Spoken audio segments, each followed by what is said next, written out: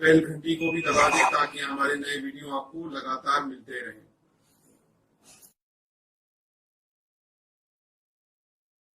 नमस्कार दोस्तों, धर्म रहस्य चैनल पर आपका एक बार फिर से स्वागत है। आज हम लोग अब तक के 124 प्रश्नों की श्रृंखला को आगे बढ़ाते हुए 125वें पे पहुंचते हैं। आज के प्रश्नों में सबसे महत्वपूर्ण प्रश्न पूछे गए थे और कई लोगों ने इससे पूछा कि दैनिक पूजा में क्या कॉमन नियम होते हैं और कैसे की जाती है, उसके संबंध में प्रकाश डालिए। क्योंकि साधारण रूप से होने वाली पूजा में किस प्रकार की जो विधि होती है वो अपनाई जाती है और उसका महत्व क्या है, इसके संबंध में बताइए। तो चलिए आज हम लोग नित्य पूजा की विधि के संबंध में ही जानकारी हासिल करते हैं और जानते हैं कि कैसे नित्य पूजा में किन किन चीज़ों का क्या महत्व होता है। ये माना जाता है कि नित्य जो पूजा है यानी कि डेली की जाने वाली जो साधना है उसमें घर में एक स्थान होना चाहिए विशेष रूप से जो एकांत हो। कोई एक जगह पर जहाँ पर आपको अपना मंदिर स्थापित करना है वहाँ पर आवागमन या कोलाहल जैसा माहौल बिल्कुल नहीं होना चाहिए। मैं इसलिए ऐसा कह रहा हूँ क्योंकि सभी के घरों में अलग अलग स्थिति के हिसाब से घर बने होते हैं और तब पूजा का जो स्थल है वो आप डिसाइड नहीं कर पाते हो कि कहाँ पे बनाना चाहिए। इसके अलावा जो ईशान कोण है मतलब आपके घर का ईशान कोण, इसे हम कह सकते हैं उत्तर और पूर्व का कोना। वहाँ पर अगर आप भगवान की मूर्ति या फिर आप पूजा स्थल बनाते हैं तो सर्वोत्तम माना जाता है। इसके अलावा कई देवी देवताओं के चित्रों को रखते हैं ज़्यादातर लोग, जिस तरह माना जाता है। लेकिन अगर रखना पड़ रहा है तो आप इतना ध्यान रखिए कि एक मूल मूर्ति होनी चाहिए इष्ट देवता की, जो सेंटर में होनी चाहिए और उसी की आपकी विशेष रूप से पूजा होनी चाहिए। बाकी पुराने होने के साथ जो फोटो वगैरह हैं वो बदले जा सकते हैं, लेकिन वो जो मूर्ति है वो अधिकतर आप तांबे की ले लीजिए। अगर पैसा अधिक है तो रुपया पैसा है तो आप सोने या चांदी की भी मूर्ति का इस्तेमाल कर सकते हैं और इसी की पूजा आपको पूरी ज़िंदगी करनी होती है। ये आपके इष्ट देवता की मूर्ति होती है। इसके अलावा इन चीज़ों में आपको ध्यान रखते हुए सदैव नित्य पूजा में कुछ चीज़ें जैसे वहाँ पर आपकी हमेशा उपस्थित रहनी चाहिए, जैसे कि अगरबत्ती है, पंचपात्र है, चमचा है, धूप बत्ती है, आरती है, जल गिराने के लिए जो तस्तरी होती है, चंदन, रोली, अक्षत, दीपक, नैवेद्य, घी, दिया सलाई इत्यादि उपकरण जो हैं आपके निश्चित स्थान पर वहाँ पर उपस्थित रहने चाहिए। अगर बना बनाया मंदिर खरीदते हैं तो उसमें ये चीज़ें रखने का स्थान बना हुआ होता है। देखिए, आसनों में अगर आप कई तरह के आसनों का इस्तेमाल कर सकते हैं। हालांकि अगर आपको सिद्धि की बात करनी है तब बात अलग हो जाती है, लेकिन अगर दैनिक साधारण पूजा कर रहे हैं उसके लिए आप कुशा का जो आसन है वो उत्तम माना जाता है। चटाई का भी आप प्रयोग कर सकते हैं और मोटा या गुदगुदा आसन भी रख सकते हैं। तो इन चीज़ों का इस्तेमाल किया जा सकता है। माला में आप चंदन की, तुलसी की, रुद्राक्ष की माला का इस्तेमाल कर सकते हैं। पूजा के लिए जो है प्रातः काल का समय और सायंकाल का समय, यानी जब भी सूरज उग रहा हो या सूरज डूब रहा हो, सर्वोत्तम माना जाता है। हालांकि पूजा 24 घंटे में किसी वक्त भी की जा सकती है, लेकिन सुबह और शाम करने से एक आदत बनती है और आपके बाकी जो दैनिक कार्य है उनके ऊपर असर नहीं पड़ता है। लेकिन तांत्रिक साधनाओं के लिए ये नियम लागू नहीं होता है, ये साधारण पूजा के लिए होता है। इसके अलावा जहाँ पर आपका पूजा स्थल वहाँ पर साफ सफाई रखना, पूजा के उपकरणों की सफाई करना भी आवश्यक होता है। जहाँ तक हो सके नित्य कर्म, शौच, स्नान आदि से निवृत्त होकर के ही आपको पूजा में बैठना चाहिए। इसके अलावा अगर प्रॉब्लम है आपको और पूजा आप करते हैं तो ऐसा नहीं है कि अगर आप नहीं नहाए हैं तो आप पूजा में घर में नहीं जा सकते या नहीं बैठ सकते। आप हाथ पाँव धो करके, मुंह धो करके आराम से साधना में या पूजा में बैठ सकते हैं, क्योंकि कभी भी शरीर किसी का अच्छा नहीं होता, लेकिन एक जो दैनिक आदत है वो आपको जीवन में अवश्य ही रखनी चाहिए, जिसकी वजह से आपका कल्याण हो। इसके अलावा जब आपके सामने ऐसी स्थिति हो कि आप पूजा घर में भी नहीं बैठ सकते हैं या कई ऐसे समारोह या सामान ऐसी जगहों पर गए हुए हैं जहाँ पर आप पूजा नहीं कर सकते हैं तब मानसिक ध्यान और पूजा किसी वक्त शांत बैठ करके कर लेनी चाहिए। प्रातः कर दर्शनम का जो मंत्र है, यानी कि सबसे पहले कहते हैं ना, उठते हुए ही आप अपने हाथों की हथौलियों को इस प्रकार से देखें और उसमें आप जो मंत्र पढ़ते हैं वो करते हैं, कराग्रे वसते लक्ष्मी, कर मध्य सरस्वती, कर मूले तु गोविंदः, प्रभाते कर दर्शनम। इसको कर दर्शन कहते हैं, अपने हाथी की हथौली को जो देखा जाता है, क्योंकि अपने हाथों से ही हम लोग दिन भर काम करने वाले हैं, इसीलिए ये मानते हुए कि ये दैवीय हैं और इनके अंदर माता लक्ष्मी, माता सरस्वती, भगवान श्री कृष्ण जो हैं विराजित हैं, ऐसा करते हुए आपको कार्य शुरू करना चाहिए। इसके अलावा जो स्नान मंत्र है, जब स्नान करते हैं उस वक्त के लिए होता है, उसमें कहते हैं, गंगे च यमुने चैव गोदावरी सरस्वती, नर्मदे सिंधु कावेरी, जले अस्मिन सन्निधिम कुरु। इस प्रकार कर सकते हैं। इसके अलावा जिन लोगों को कुछ नहीं आता तो आराम से जब नहा रहे हो तो उस वक्त हर हर गंगे कह के भी आप साधारण रूप से नहा सकते हैं। इसके अलावा आप जब भी देव पूजन कर रहे हो उस वक्त धरती माता को भी एक बार नमन करें, अंगुलियों से अवश्य छुएं।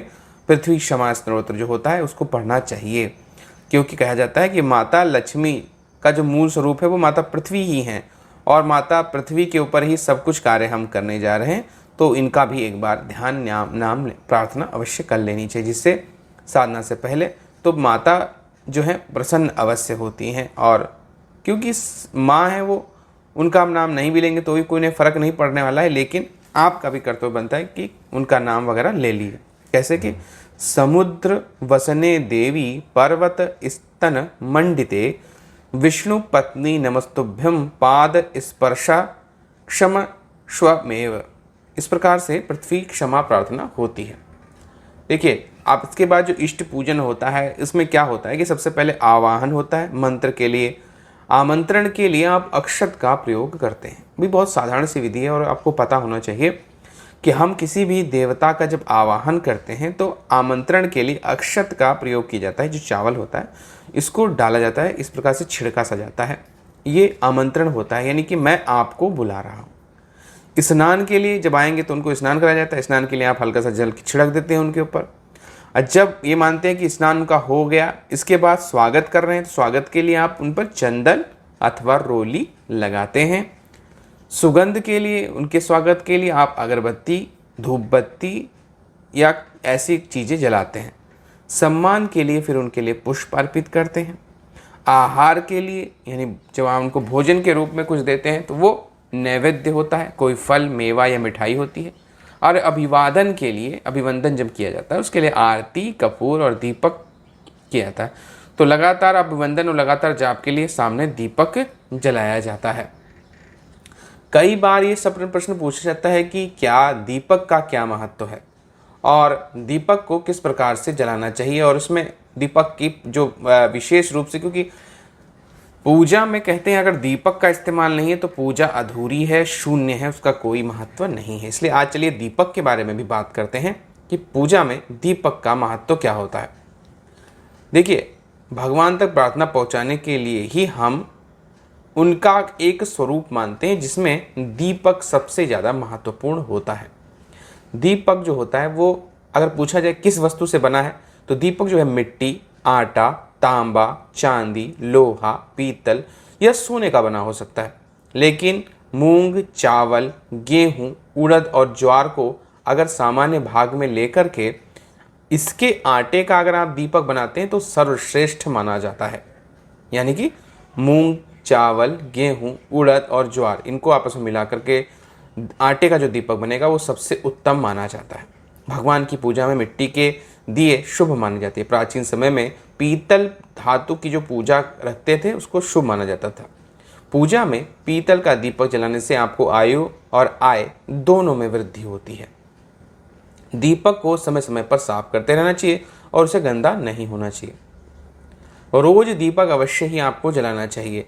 बिना दीपक जलाए आपकी पूजा शून्य होती है, उसका कोई महत्व नहीं होता है, क्योंकि ऊर्जा या अग्नि जो है ना वो आपके और देवताओं के बीच की कड़ी मानी जाती है। उसके माध्यम से ही आप अखंडित देवता को बुलाकर रख सकते हैं और अखंड में अगर वो आके रहेगा तो निश्चित रूप से आपको लाभ प्राप्त होगा ही होगा। देखिए, ब्रह्म पुराण है और जैसे कि पुराण और अन्य वगैरह में क्या क्या कहा गया है इसके बारे में, दीपक का जो महत्व है, जैसे पुराण है, ब्रह्मवैवर्त पुराण है, देवी पुराण है, उपनिषद हैं, वेदों में गाय के घी और तिल के तेल के दीपक को जलाने के लिए कहा जाता है। अन्य किसी प्रकार के तेल के दीपक को हम नहीं जानते हैं, लेकिन सरसों के तेल का भी आप इस्तेमाल कर सकते हैं, क्योंकि यह चीज़ें बाद में आई और अंग्रेजी शासन से पहले ये सब चीज़ें उगाना शुरू हुई थी। लेकिन वैदिक काल में सरसों के तेल के महत्व को ही नहीं जानता था कोई, इसलिए इनका इस्तेमाल भी नहीं करता था। इसलिए 3 चीज़ों में ही आप दीपक जला सकते हैं, जैसे आपकी परिवार की स्थिति हो, जैसे आपकी आर्थिक आय हो उसके हिसाब से, या जैसी उपलब्धता हो, कैसा जो चीज़ आपके पास उपलब्ध है। देखिए, सर्वोत्तम तो गाय का घी का दीपक है, उसके बाद तिल के तेल का दीपक है, और अगर ये भी नहीं मिलते हैं तो आपको सरसों के तेल का दीपक जला सकते हैं। देखिए, शास्त्रों में मोमबत्ती के इस्तेमाल को वर्जित माना गया। कहते हैं कि मोमबत्ती एक ऐसी धातु जो केवल आत्माओं को अपने उजाले में निमंत्रण देती है। इसलिए ये मत कीजिए कि दीपक जलाने की जगह आप मोमबत्ती जला रहे हैं, तो ये आत्माओं को बुलाती है। हालांकि अगर आप किसी और धर्म की बात करें तो वहाँ दीपक की जगह मोमबत्ती का ही इस्तेमाल किया जाता है। ज़्यादातर जब किसी आत्मा को शांति के लिए प्रार्थना की जाए तब भी मोमबत्ती का ही इस्तेमाल किया जाता है। देखिए, घी के जो, अगर आपके पास घी उपलब्ध नहीं है तो आप दूध से भी उसकी मलाई को उतारने के बाद में उसे गर्म करके घी बना सकते हैं। और गाय जो है ना, वो ऐसी चीज़ है, आप ये समझ लीजिए, उन्हें माता इसीलिए कहा जाता है क्योंकि उनके अंदर सभी देवी देवताओं का अंश विद्यमान है, तो इसीलिए उनके घी की पूजा सबसे उत्तम मानी जाती है। घी से ही हवन भी सबसे अच्छा माना जाता है। और जो उससे जो पदार्थ जब जलता है ये, तो सात्विक तरंगे चारों तरफ फैलती हैं और लगभग कहते भी हैं कि उसकी वजह से कीटाणु और अन्य जो बैक्टीरिया वगैरह है वो भी मारे जाते हैं। तिल का जो तेल है, इसका जो दीपक होता है, इससे और घी के दीपक से सप्त चक्र भी जागृत होते हैं, ऐसा माना जाता है। तिल जो है वो, तेल का दीपक मानव शरीर के मूलाधार और स्वादिष्ठान चक्र को एक सीमा तक पवित्र करने का कार्य भी करता है। दीपक घी का पूर्ण रूप से 7 चक्रों में मणिपुर और अनाहत चक्र को शुद्ध करता है। तिल जो है, तेल का दीपक जो है, मानव शरीर के मूलाधार एवं स्वादिष्ठान चक्र को पवित्र करने के साथ ही जो दीपक घी का है वो 7 चक्रों में से मणिपुर और अनाहत जो चक्र है उसको शुद्ध करता है। शास्त्रों के अनुसार यदि घी के उपयोग से दीपक जल रहा हो तो उसकी पवित्रता स्वर्ग लोक तक पहुंचने में सक्षम होती है। यदि तेल का उपयोग दीपक जलाया जाए तो उससे उत्पन्न वाली जो तरंगे हैं वो दीपक के बुझने के आधे घंटे बाद तक वातावरण को पवित्र रखती है। घी के बाद जो दीपक बुझने के बाद करीब 4 घंटे तक वो अपनी सात्विक ऊर्जा उस जगह पर बनाए रखता है। इसीलिए कहता है कि 7 चक्रों को यह नियंत्रित करता है। दीपक हमारे शरीर की 3 नाड़ियों को भी संभालता है। यदि तिल के तेल का दीपक जलाया जाए तो मानव शरीर का मूलाधार स्वादिष्ठान चक्र को एक सीमा तक पवित्र करने के कार्य करता है, और ये दीपक इस्तेमाल किया जाए तो पूर्ण रूप से 7 चक्रों से लेकर मणिपुर और अनाहत चक्र को भी शुद्ध करता है। इन 7 चक्रों के अलावा मनुष्य के शरीर में 3 प्रमुख नाड़ियाँ होती हैं, जैसे कि हम जानते हैं, एक चंद्र नाड़ी होती है, एक सूर्य नाड़ी होती है और एक सुषुम्ना नाड़ी कही जाती है। शरीर में चंद्र नाड़ी से ऊर्जा प्राप्त होने पर मनुष्य तन और मन की शांति को महसूस करता है। सूर्य नाड़ी जो होती है वो उसे ऊर्जा प्रदान करती है, और जो सुषुम्ना नाड़ी होती है वो मनुष्य की आध्यात्मिक शक्तियों को प्राप्त करने में और हासिल करने में मदद करती है। तिल के तेल का उपयोग वाला जो दीपक है वो सूर्य नाड़ी को जागृत करता है, लेकिन घी के इससे जलाया हुआ दीपक शरीर की प्रमुख नाड़ियों को जागृत करता है, यानी तीनों ही नाड़ियों को आपके जागृत करता है। देखिए, जब भी आप दीपक जलाएंगे तो अगर आप एक मंत्र का भी इस्तेमाल करेंगे तो और भी ज़्यादा उत्तम होता है। हालांकि अलग अलग स्थानों में अलग अलग मंत्र दिए गए हैं, वैसे मैं एक मंत्र बताता हूँ। दीप ज्योति परब्रह्म दीप ज्योति जनार्दना दीपो हरति मे पापम संध्या दीपम नमोस्तुते शुभम करोतु कल्याणम आरोग्यम सुखम संपदम शत्रु वृद्धि विनाशम च दीप ज्योति नमोस्तुति। इसके अलावा बहुत सारे ऐसे मंत्र हैं जो दीपक जलाने से संबंधित है, उनको इस्तेमाल किया जाता है। मैंने एक मंत्र पढ़ के आपको बताया है। लक्ष्मी जी की प्रसन्नता के लिए मौली की बत्ती का इस्तेमाल करना चाहिए। और एक और बात बता रहा हूँ, अगर आप कपास के दीपक का इस्तेमाल करेंगे तो सर्वोत्तम माना जाता है। लेकिन अगर तांत्रिक प्रयोगों की बात की जाए या माँ दुर्गा की विशेष साधना की जाए या दैवी साधना या देवी की साधना संबंध किया जाए तो मौली की बत्ती का इस्तेमाल करने से आपको अधिक सिद्धियां जल्दी प्राप्त होती हैं। तो इस प्रकार से आप समझ सकते हैं कि कई तरह की बातें हैं जिनके माध्यम से लाभ के जो है अवसर बनते हैं। दीपक की जो लौ होती है वो दिशा अगर उत्तर दिशा की ओर रखेंगे तो आपको धन लाभ होता है। अगर धन की कमी हो रही तो हमेशा दीपक की लौ को उत्तर दिशा की ओर जला करके रखना चाहिए। इसके अलावा विभिन्न प्रकार के जो रूप और स्वरूप हैं, अब जैसे कि आप मान के चलिए कि अगर कोई दैवी साधना है, मान लीजिए कि 5 दीपक रखे गए हैं या 7 दीपक रखे गए हैं और किसी देवी की उपासना हो रही है या किसी शक्ति की उपासना हो रही है, उसको बांधने का कार्य हो रहा है, तो खड़ा दीपक रखना चाहिए और उस देवी शक्ति को की मूर्ति को उसको बीच में होना चाहिए। वरना जो लटका वाला दीपक होता है या लटकी वाली जो बाती होती है उसके लिए आपको दिशा की निर्धारण आप कर सकते हैं। पूर्व और उत्तर दिशा उत्तम मानी जाती है। दक्षिण दिशा की ओर विशेष तरह की जब साधनाएं की जाती है, तांत्रिक साधनाएं, तभी रखना चाहिए। वरना दक्षिण दिशा सभी जानते हैं मृत्यु या काल की दिशा होती है, इसी कारण से उस दिशा में लोग नहीं रखते हैं। लेकिन तांत्रिक साधनाओं में कभी कभी उस दिशा की ओर रखना चाहिए। देखिए इसी तरह कई तरह जितने देर अगर अखंड दीपक का इस्तेमाल करते हैं तो निश्चित रूप से सिद्धि की प्राप्ति होती है। ऐसा हो ही नहीं सकता कि वहाँ सिद्धि की प्राप्ति आपको ना हो।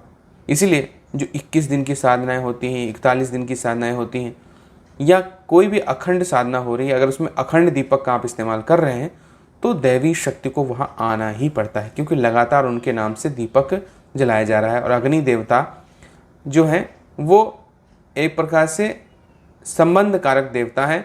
वो पृथ्वी लोक से स्वर्ग लोक का संबंध जोड़ते हैं और दीपक के माध्यम से आपकी मंत्र ऊर्जा और बाकी चीज़ों को ले जाने का कार्य उनकी एक यह कहिए कि कार्य में उनके सम्मिलित है और ये ब्रह्मा जी ने स्वयं निर्धारित किया है।